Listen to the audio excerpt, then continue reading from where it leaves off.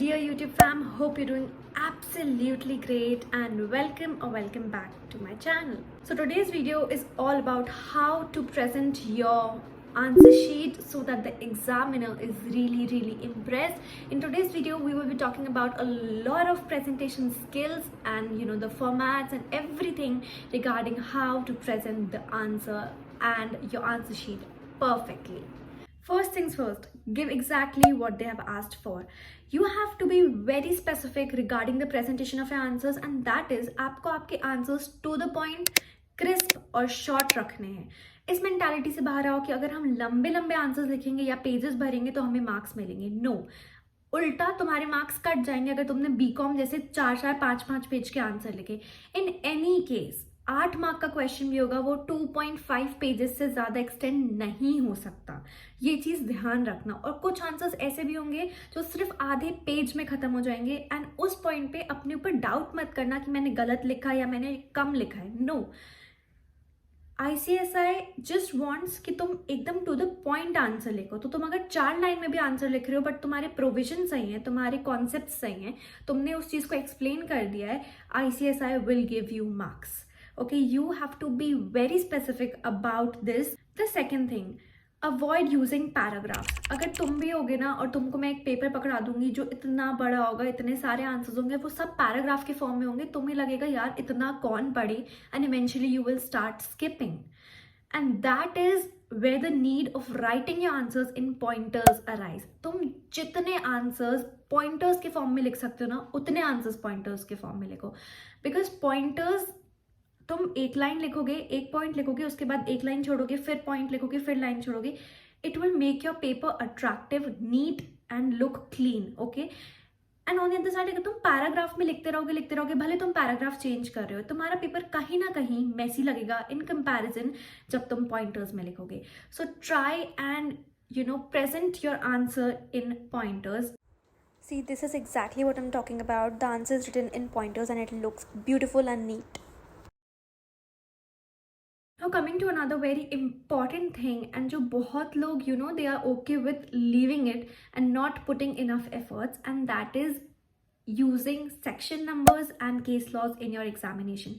मैंने बहुत लोगों को सुना है बोलते हैं कि सेक्शन नंबर्स कोट करने से, केस लॉस कोट करने से कुछ उतना फर्क नहीं पड़ता. That is completely wrong.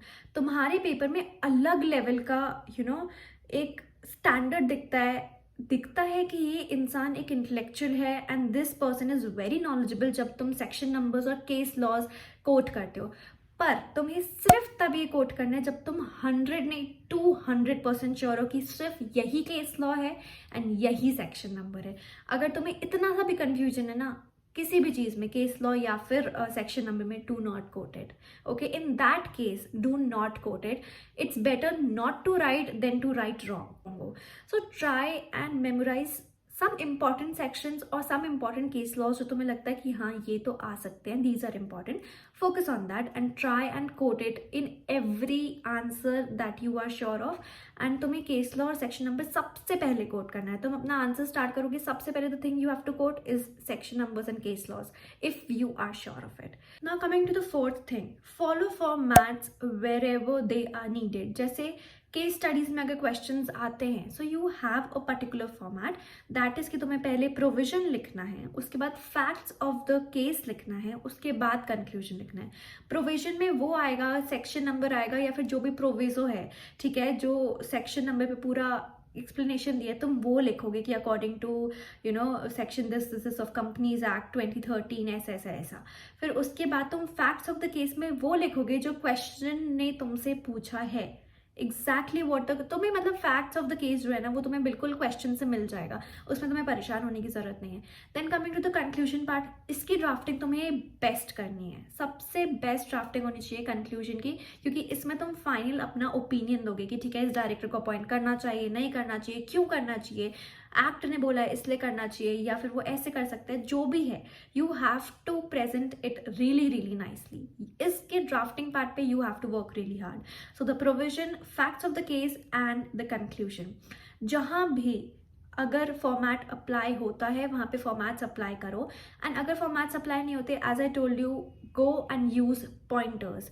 और जहां पॉइंटर्स भी नहीं होते ना, तुम उसको पैराग्राफ फॉर्म में लिख सकते हो, बट अगर पैराग्राफ फॉर्म में भी तुम लिख रहे हो, make sure that you present it really well. Lines छोड़ो, पैराग्राफ्स चेंज करो and present your answer really, really well. Now coming to the presentation part.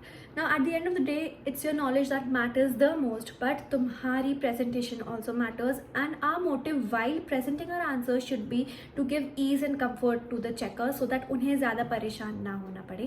And trust me, according to human psychology, if a person feels comfortable, he or she is a little bit relaxed and lenient, so we can use it here too. So you have to prepare and present your answers really, really well. You have to put some thought process into it, and here are some things that you can do.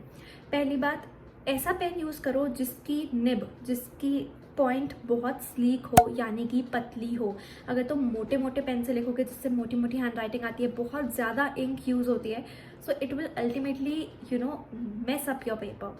बहुत मोटे मोटे अगर तुम्हारे curves होंगे ना, तो it sometimes creates a messy impression. अगर तुम पतली निब यूज़ करोगे, so it will make your paper neat. Second thing is, as I said, pointers के बीच में लाइन्स छोड़ो, पैराग्राफ्स चेंज करते वक्त लाइन्स छोड़ो. अगर तुम्हारी हैंड राइटिंग खराब है, तुम्हें ऐसा लगता है, सो वर्ड्स के बीच में थोड़ी एक्स्ट्रा स्पेस छोड़ो as compare to what you usually leave. जैसे ऑल या फिर अकॉर्डिंग टू कंपनीज एक्ट ऐसे लिखते हैं, तो अकॉर्डिंग के बाद अगर तुम इतनी स्पेस छोड़ते हो यूजली, अब तुम्हें इतनी छोड़नी है, so that it will give a effect of a neat paper, and trust me, it will. Third thing is, use black ink if possible, क्योंकि black ink and white paper is a very good combination और तुम्हारा paper सुंदर लगता है. So that is again a presentation tip that will help you with your presentation कि तुम्हारा paper neat लगे, clean लगे. So you can use these three things and present your answer really, really well. Another thing to note while presenting your answer is, अगर तुमसे पूछा है, suppose the question is on deposits and बहुत छोटी सी चीज़ पूछी है, you do not have content to write कि बिल्कुल 2-3 लाइन्स में ख़त्म हो रहा है, या फिर सिर्फ पूछा है कि can the company issue deposits, तो you can do one thing कि तुम प्रोविजन लिख सकते हो, एक्ट का नाम लिख सकते हो, सेक्शन नंबर लिख सकते हो. Then another very good and effective tip is to define what is deposits. उसका मीनिंग लिखो एंड डेफिनेशन लिखो, बट डेफिनेशन अपने लेमैन टर्म्स में नहीं, डेफिनेशन जो कंपनीज एक्ट ने दी है उसके बाद प्रोविजन लिखो. This will again create a very good impact कि तुम्हें नॉलेज है and you are somewhere putting efforts. क्योंकि बहुत सारे लोग ये चीज़ नहीं करते, मैंने भी नहीं की थी, मुझे बाद में ये चीज़ डिस्कवर हुई and I regretted so much. So you can give meanings जहाँ पे तुम्हें लगता है कि कंटेंट बहुत छोटा है. जैसे 8 मार्क का कोई क्वेश्चन है एंड उसमें बहुत सारी चीज़ है तुम्हारे पास ऑलरेडी लिखने के लिए, यू हैव अ कंटेंट. क्योंकि कुछ प्रोविजंस होते हैं ऐसे जिसमें एक 1.5 पेज के प्रोविजन होते हैं, बट कुछ प्रोविजंस होते हैं लिटरली 4-5 लाइन में खत्म हो रहे हैं. In those cases try and put meanings, try and put definitions which the companies act have given. और पूरा पेपर लिखते वक्त अपने आप को एक चीज़ रिमाइंड करना, focus on the quality of the answer rather than the quantity of the answer. Please unnecessary explanation मत देना. Also again a very very useful tip is, तुम जब ये सब चीज़ें करोगे, तुम अपनी प्रेजेंटेशन पे फोकस करोगे, लाइन्स छोड़ोगे, पॉइंटर्स में लिखोगे, सही पेन यूज़ करोगे, you will put your answers beautifully. उसके साथ साथ you have to maintain the decorum. And जैसे हम बचपन में 4th, 5th, 8th, 9th class में हर आंसर के बाद लाइन ड्रॉ करते थे, try and do that here too. Try मत करना, करना ही. हर आंसर के बाद लाइन ड्रॉ करना, हर आंसर न्यू पेज से स्टार्ट करना.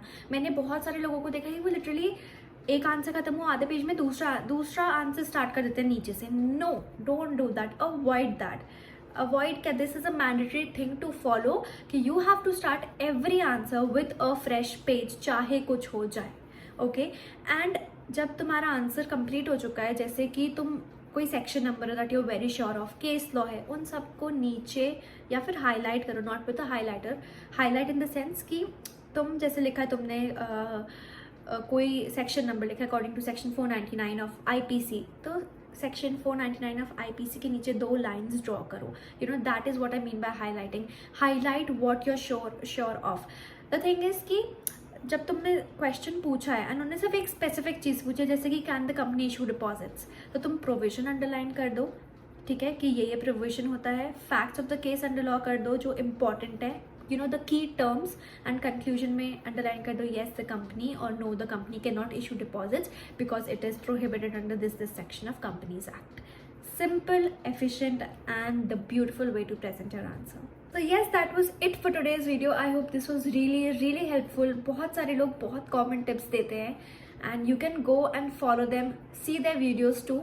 But these were things जो मैंने realize करी थी and these are important too. ये बहुत ज़्यादा these things are not spoken much about कि presentation भी matter करती है. The purpose of today's video was कि तुम्हें मैं बताऊँ कि presentation तुम्हें कैसी रखनी है पेपर की, तुम्हें formats और एकदम कैसे सेक्शन नंबर्स कोड करने, वो सब तुम्हें बहुत सारे मेंटर्स बताते हैं. But I wanted to focus on the presentation part.